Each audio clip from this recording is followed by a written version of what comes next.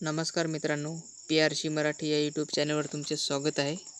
मित्रांनो, तुम्ही जर तलाठी भरतीचा अभ्यास करत असाल किंवा इतर कोणती पण सरकारी भरती असेल, या सरकारी भरतींचा अभ्यास करत असाल तर मित्रांनो हे प्रश्न तुमच्यासाठी अति महत्त्वाचे ठरणार आहेत मित्रांनो.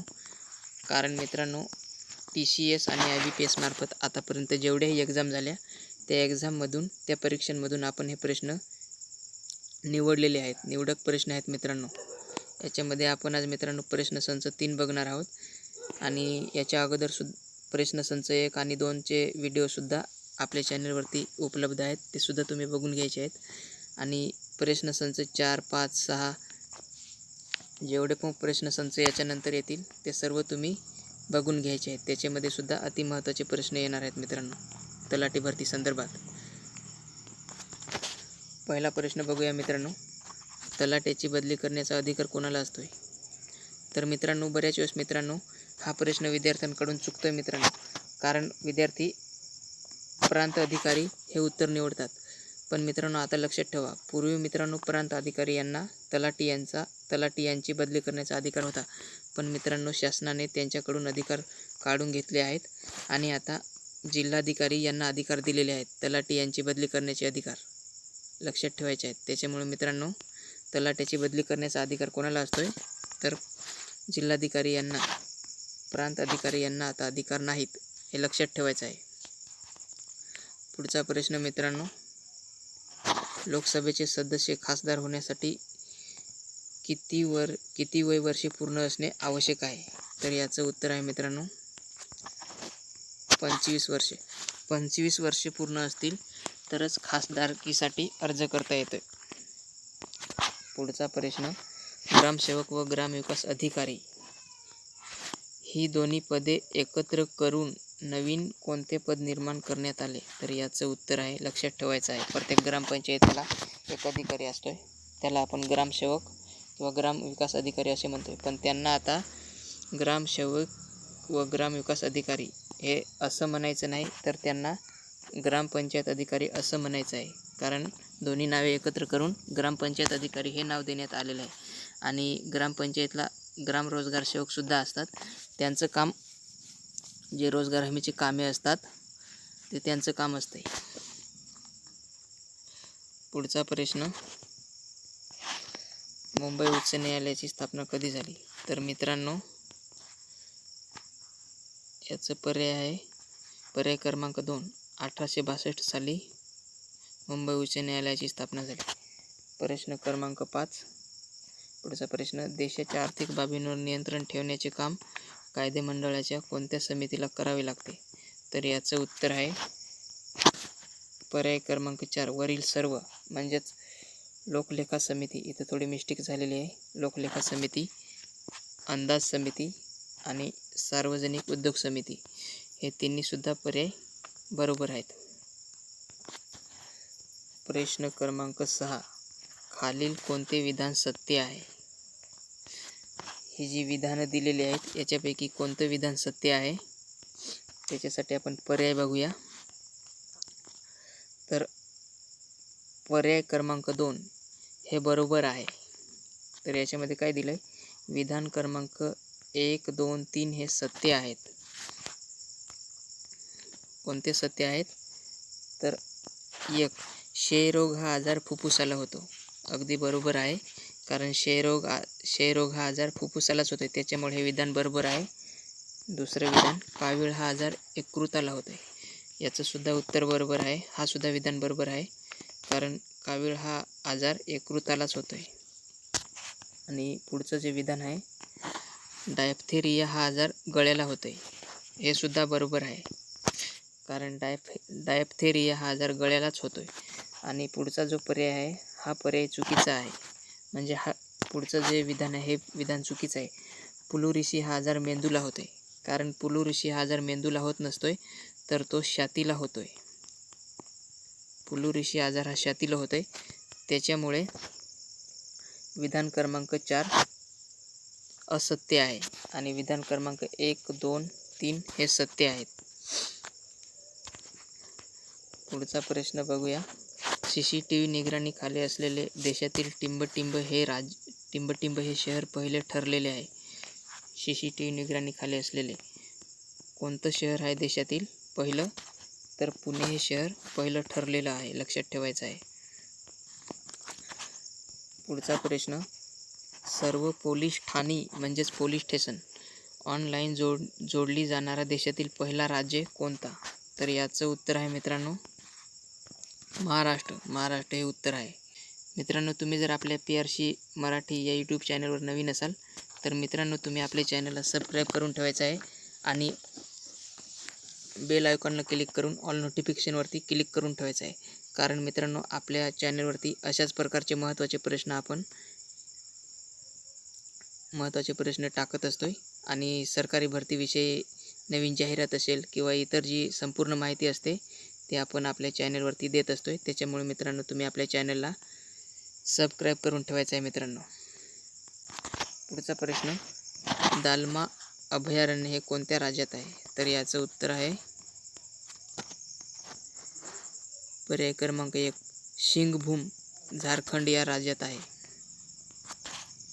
पुढचा प्रश्न, आसाम राज्याचा राज्यपक्षी कोणता? तर याचं उत्तर आहे पर्याय क्रमांक 4 पांढऱ्या पंखाचे कस्तबदक हे आसाम राज्याचं राज्यपक्षी आहे. आणि महाराष्ट्र राज्याचं राज्यपक्षी हरियाल आहे मित्रांनो, लक्षात ठेवायचं आहे हरियाल. पुढचा प्रश्न, मध्य प्रदेशमधील मांडला येथे कोणते राष्ट्रीय उद्यान आहे?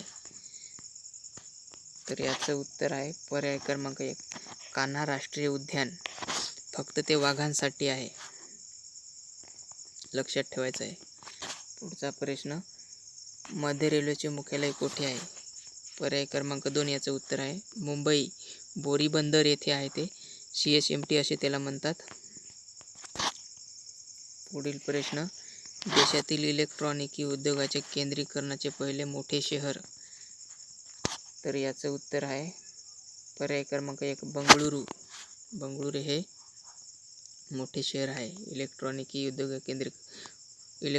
उद्योगाचे केंद्रीकरणाचे पहिले मोठे शहर. पुढचा प्रश्न, भारतातील कोणत्या उद्योगधंद्यास सनराइज इंडस्ट्री असे म्हणतात? तर याचं उत्तर आहे अन्नावर प्रक्रिया करणारा उद्योगधंदा. पुढचा प्रश्न, खालीलपैकी कोणत्या जिल्ह्यात खनिज संपत्ती विपुल आहे? तर याचं उत्तर आहे पर्याय क्रमांक 2 चंद्रपूर. पुढचा प्रश्न, मुंबई ते गोवा या राष्ट्रीय महामार्गाचा NH क्रमांक टिंबटिंब इतका आहे? तर याचं उत्तर आहे मित्रांनो पर्याय क्रमांक 2 NH 66 म्हणजेच नॅशनल हायवे 66 हे याचं उत्तर आहे. पुढील प्रश्न, खालीलपैकी कोणता जिल्हा महाराष्ट्रामध्ये लोकसंख्येच्या दृष्टीने सर्वात मोठा आहे? याचं उत्तर आहे पर्याय क्रमांक 1 पुणे. पुणे हा जिल्हा महाराष्ट्रामध्ये लोकसंख्येच्या दृष्टीने सर्वात मोठा आहे. पुढचा प्रश्न, सागरी मासेमारी उत्पादनात देशात महाराष्ट्राचा कितवा क्रमांक लागतो? तर याचं उत्तर आहे 7वा क्रमांक लागतोय. पुढचा प्रश्न, वीज वापराच्या बाबतीत जगामध्ये भारताचा कितवा क्रमांक लागतो? याचं उत्तर आहे पर्याय क्रमांक 2 दुसरा क्रमांक लागतोय. पुढील प्रश्न, भातसा हा जलविद्युत प्रकल्प कोणत्या जिल्ह्यात आहे? याचं उत्तर आहे पर्याय क्रमांक 3 ठाणे या जिल्ह्यात आहे. पुढचा प्रश्न, क्रमांक AH या राष्ट्रीय महामार्गाचे नाव काय? तर याचं उत्तर आहे मित्रांनो पर्याय क्रमांक 4 मुंबई आग्रा हे याचं उत्तर आहे. पुढचा प्रश्न, हिंदू हृदय सम्राट बाळासाहेब ठाकरे महाराष्ट्र समृद्धी महामार्गाच्या पहिल्या टप्प्याचे लोकार्पण कधी झाले? हिंदू हृदय सम्राट बाळासाहेब ठाकरे महाराष्ट्र समृद्धी महामार्गाच्या पहिल्या टप्प्याचे लोकार्पण कधी झाले? लक्षात ठेवा पहिल्या टप्प्याचे. तर याचं उत्तर आहे पर्याय क्रमांक 4 11 डिसेंबर 2022. पुढचा प्रश्न, 2011च्या जनगणनेनुसार महाराष्ट्रातील सर्वात कमी लोकसंख्येचा जिल्हा कोणता? तर याचं उत्तर आहे पर्याय क्रमांक 1 सिंधुदुर्ग. पुढील प्रश्न, नांदेड हे नाव शंकराचे वाहन नंदी यांच्या नावावरून पडले. तर या प्रश्नाला पर्याय काय दिलेले आहेत त्यांनी? पहिला पर्याय चूक, बरोबर. तिसरा पर्याय सांगता येत नाही. तर याचं उत्तर आहे पर्याय क्रमांक 2 बरोबर. म्हणजे नांदेड जिल्ह्याला नंदी यांच्या नावावरून नाव पडलेलं आहे. पुढचा प्रश्न, धुळे जिल्ह्यातील करवंद धरण हे कोणत्या नदीवर आहे? तर याचं उत्तर आहे पर्याय क्रमांक 3 अरुणावती. लक्षात ठेवायचं आहे. प्रश्न क्रमांक 26. पुढचा प्रश्न, महाराष्ट्र राज्य शासनाचे ग्रामसेवक व ग्रामसेविका प्रशिक्षण केंद्र कोठे आहे? महाराष्ट्र राज्य शासनाचे ग्रामसेवक व ग्रामसेविका प्रशिक्षण केंद्र कोठे आहे? तर हे उत्तर लक्षात ठेवायचं आहे. याचं उत्तर आहे पर्याय क्रमांक 4 चंद्रपूरमध्ये शिंदेवाही येथे आहे. पुढचा प्रश्न, मराठी ही भाषा खालीलपैकी कोणत्या राज्याची कार्यालयीन भाषा आहे? तर याचं उत्तर आहे महाराष्ट्र. पुढील प्रश्न, चिल्का हे खाऱ्या पाण्याचे सरोवर कोणत्या राज्यात आहे? याचं उत्तर आहे पर्याय क्रमांक 4 ओडिसा. पुढचा प्रश्न, भारतातील रेशीम उद्योगाची राजधानी याचं उत्तर आहे पर्याय क्रमांक 3 बंगळुरू, कर्नाटकमध्ये. रेशीम उद्योगाची राजधानी बंगळुरू, कर्नाटक राज्याला म्हणतात. पुढील प्रश्न, राष्ट्रपती पदाची शपथ घेताना द्रौपदी मुर्मू यांचे वय किती होते? तर याचं उत्तर आहे पर्याय क्रमांक 1 64 वर्षे 1 महिना 5 दिवस.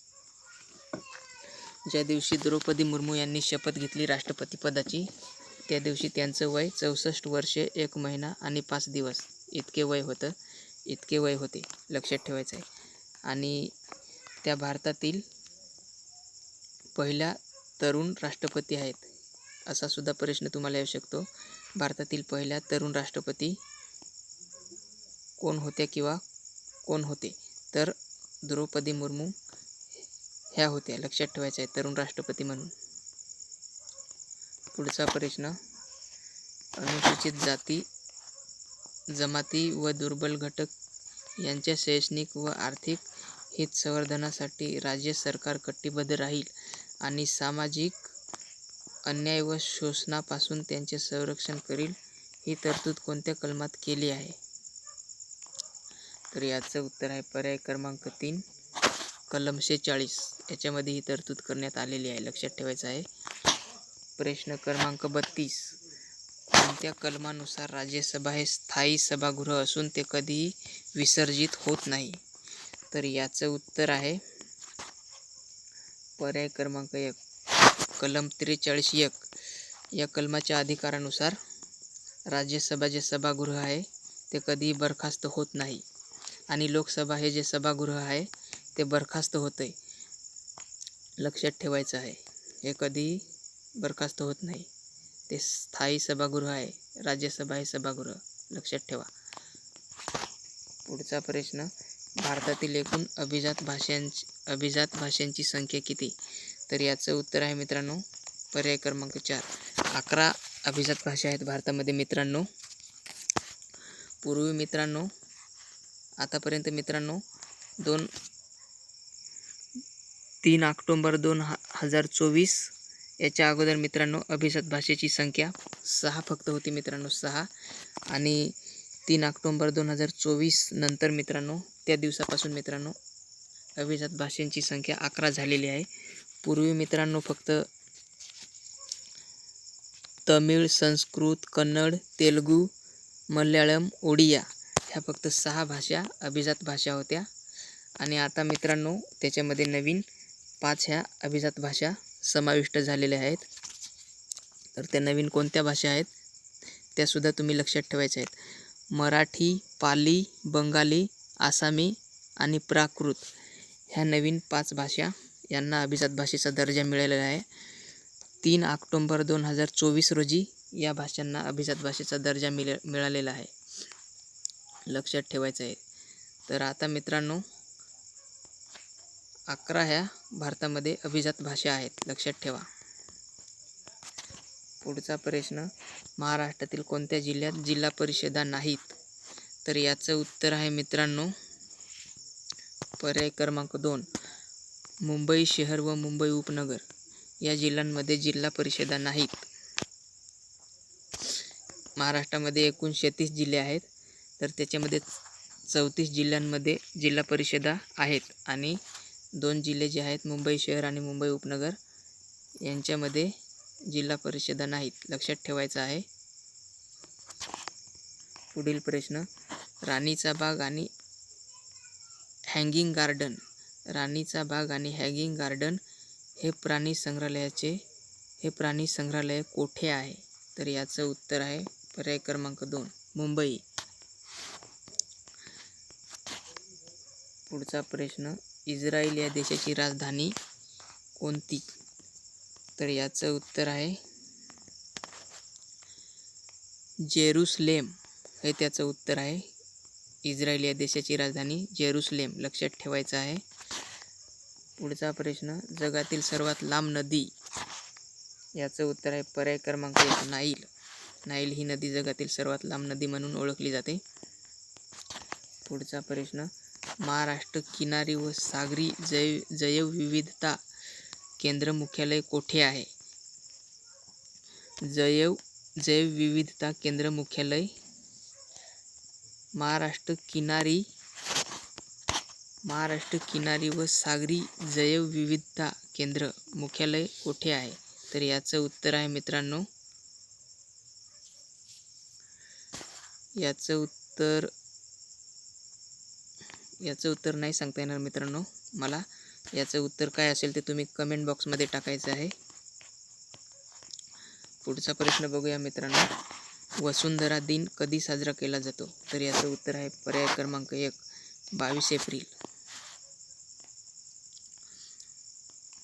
पुढचा प्रश्न बघूया, भारतातील सार्वजनिक क्षेत्रातील सर्वात मोठी बँक कोणती? तर याचं उत्तर आहे मित्रांनो पर्याय क्रमांक 2, स्टेट बँक ऑफ इंडिया हे याचं उत्तर आहे मित्रांनो. अशा प्रकारे मित्रांनो आपण यामध्ये मित्रांनो प्रश्न संच 3 मध्ये आपण 40 प्रश्न बघितलेले आहेत.